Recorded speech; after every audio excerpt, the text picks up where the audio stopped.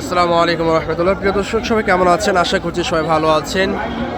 কুরবানির বাজার 2026 আজ 13ই মে। আমি ঐতিহাসিক মহাস্থান হাটে অবস্থান করতেছি। এই হাটটি সপ্তাহে একদিন বসে থাকে, বুধবারের দিন।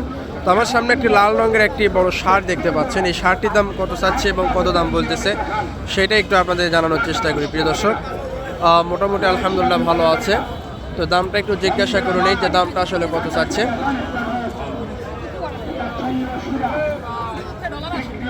আসসালামু আলাইকুম ভাই, কেমন আছেন? ভালো আছেন? খুব আরামই আছে না? সারের দাম কত চাচ্ছেন? 2 লাখ। দাম কত বলে বলা যাবে কি?